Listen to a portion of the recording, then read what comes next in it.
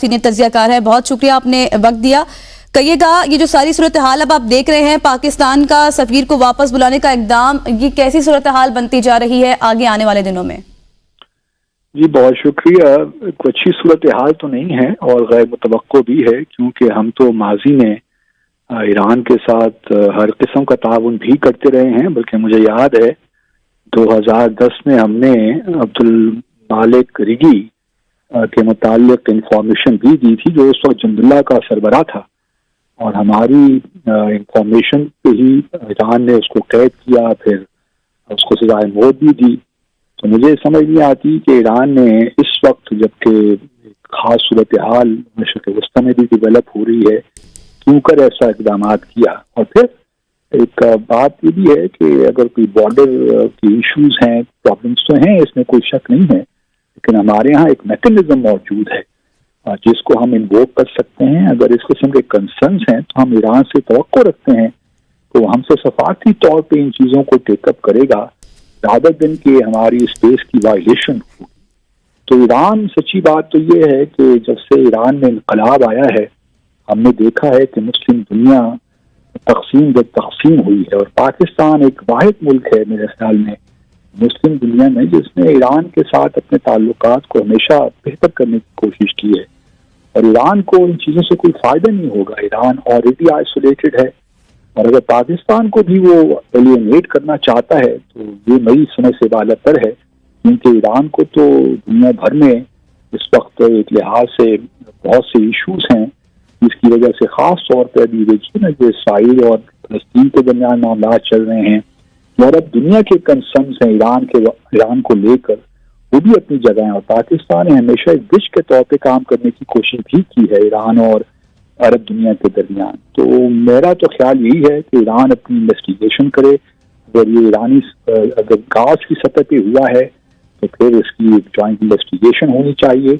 اگر کوئی غلطی ہوئی ہے تو یقیناً ایران کو اپالوجائز بھی کرنا چاہیے، اور ہمیں یقین دلانا چاہیے کہ اس قسم کے واقعات دوبارہ نہیں ہوں گے، کیونکہ پاکستان یہ ٹالریٹ نہیں کر سکتا کہ اس کی اسپیس کی وائلیشن. ہم نے دیکھا کہ جب بھارت میں وہ ایک الگ چلے معاملہ ہے، ہمارا ایڈورسری ہے، ہم ایران کو اس کیٹیگری میں نہیں رکھنا چاہتے ہیں.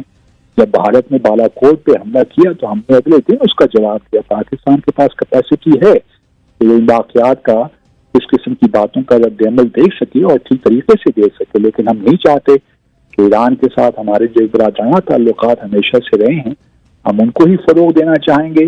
اور جو ہمارے بھی تھوڑی مس انڈرسٹینڈنگز ہیں، ایشوز ہیں، ہمارے بھی بھارت جیسے بلوچستان کے حوالے سے بڑے کنسرنس ہیں. کمانڈر کلبھوشن جادیو چابہار میں کام کرتا رہا ہے، اور اس کو ہم نے بلوچستان سے اریسٹ کیا مارچ 2015 کو، اگر 2016 کو اگر آپ کو یاد ہو.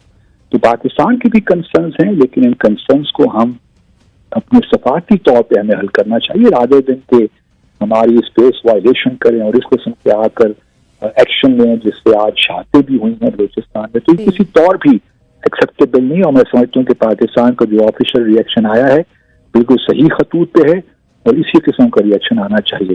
باطل صاحب، جیسے کہ ابھی آپ نے خود ہی بات کی ہے کہ تعلقات کے حوالے سے اگر اسی بات کو آگے بڑھایا جائے تو آپ نہیں سمجھتے کہ پھر ایران نے خود پاکستان اور ایران کی دوستانہ تعلقات کو سبوتاج کرنے کی کوشش کی ہے؟ ایک لحاظ سے دیکھیے، اب یہ کہنا ذرا قدر مشکل ہے کہ کس لیول پہ یہ ڈیسیشن ہوا ہے. آیا یہ جو اسلامک ریولوشنری گارڈز کور ہے ان کا اپنا ڈیسیشن ہے یا حکومتی سطح پہ ہی ہوا ہے؟ کیونکہ آج ہمارے کل نگراں وزیر اعظم کی ایرانین فارن منسٹر سے ملاقات ہوئی ہے ڈیووس میں، ورلڈ اکنامک فورم کے مارجنز میں. تو کچھ کہنا قبل از وقت ہوگا، ہمیں کنکلوژنز فوری طور پہ ڈرا نہیں کرنی چاہیے، احتیاط سے کام لینا چاہیے، اور ایران سے ایک جواب کی ہم توقع رکھتے ہیں اور ہمیں صحیح اس کا جواب دینا چاہیے ایران کو سفارتی طور پہ. میں اس وقت نہیں کہہ سکتا ہوں، اس سے بیونڈ میرا خیال میں ہمیں اس وقت کنجیکچرل انالیسز نہیں کرنا چاہیے.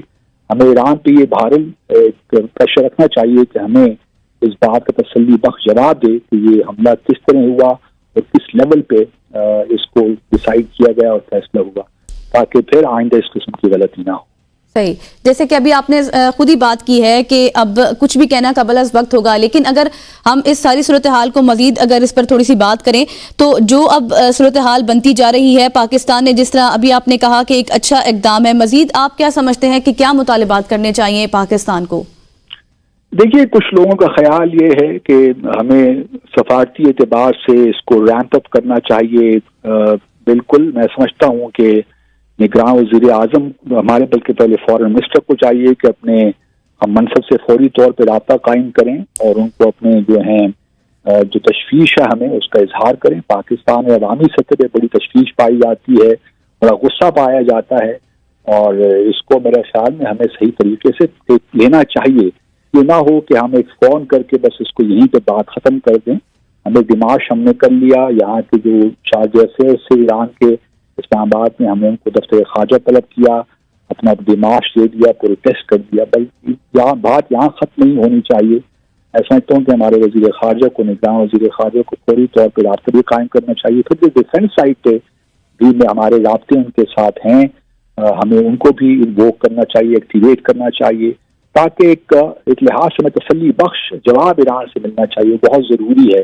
اور اگر جیش عدل کوئی آرگنائزیشن ہے، موجود ہے، ہم بھی چاہیں گے، کیونکہ ایران ماضی میں یہ کلیم کرتا رہا ہے کہ جیش عدل جو ہے، جو کہ جنگ اللہ کے بعد ایک نئی آرگنائزیشن بنی ہے، اس کی پریزنس جو ہے وہ افغانستان میں ہے. اگر افغانستان میں ہے تو ہماری بھی کنسرنز افغانستان کے حوالے سے بہت زیادہ ہیں.